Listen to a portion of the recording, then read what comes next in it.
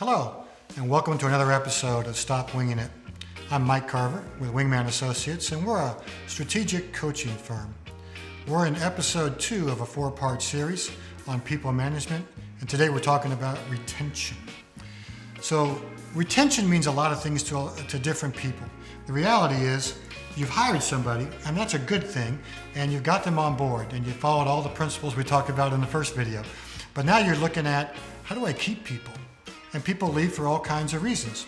So what you do, how you set up your processes to keep people motivated, fulfilled, is probably one of the most important things you can do as a management team.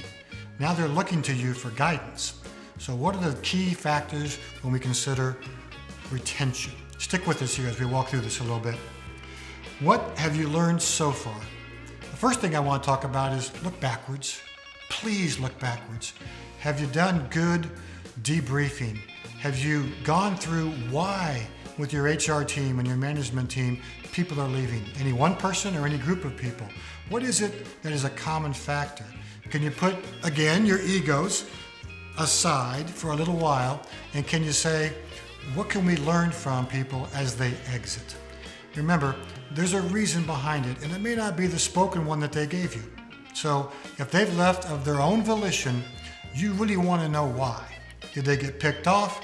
Was the culture toxic? Was there too much drama? Were they promised to do one thing and they ended up doing something else? Any number of things, but you want to know. You really want to go backwards first, as much as you can, to figure out what's going on in the organization that is causing people to leave. That's the worst part about retention. So why do people stay or leave any job in general? Look, there's a few reasons that seem to rise to the top all the time. Money, culture, and their boss are the top 3 in any order. They always end up being the top 3. And you're in control of that. You as the owner of the company, the president, the CEO, the management team, you're the ones who kind of set the tone for that. So when people leave because of money, culture, or a boss, you got to stop and look in the mirror. You got to say, what are we doing? Are we part of the solution or are we part of the problem here? So the first thing is take inventory. Why are people leaving? So you're on the hook, but if you boil it down, what are the top business books and leaders say? So I'm trying to synthesize a fair amount of information here. But when we look at it that way, here's something, again, that my friend Bert said from Produce Global. When you're stuck in a job with no advancement potential, little stability, and earnings that don't reflect your worth, that's not a good place to be. And he's right. It's not a good place to be. But when those priorities are met, people are more fulfilled. Again, that word. Not an emotional, up and down happy, but fulfilled, content. They like where they're at. They see advancement. They see opportunity. They are challenged.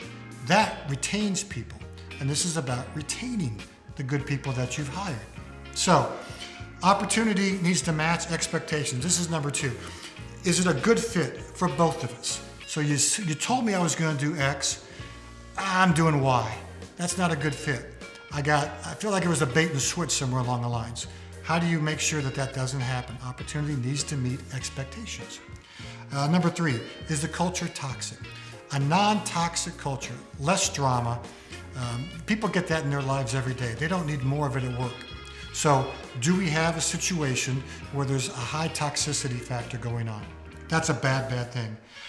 Poor performance, number 4, being passed on to other members. This breeds resentment. When things flow downhill, when you don't do your job of taking care of an employee in any fashion it needs to be, including maybe having to let them go, when performance gets passed on to other people and they have to pick up the slack, that leads to bad results every time. And people are going to have resentment. And resentment is a bad thing to have in an organization. So you don't want to have those things passed along. Are the employees well trained and are they challenged? We've been talking about that. People want to know how to do the job, how to do it well, and they want to be trained. Do you have great training programs? Are they educated? Do they know what they're supposed to do?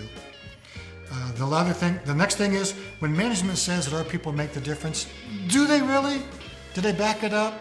Does management put the processes in place and the systems so that you can excel? Or are you always having to go to somebody and say, how do you do this? Why isn't this automated? What's slowing you down? So do they really put people first? And the last thing is recognition. Recognition is so important in little or big ways. It can be cards, it can be Starbucks, it can be dinners, it can be trips, it can be bonuses, but whatever it is it consistently applied to all levels of the organization? Recognition is key. People want to be recognized. Look, running a business is hard. This is not an easy thing to do, and this is not an exhaustive list, but if you're going to retain great people, you got to build a great culture.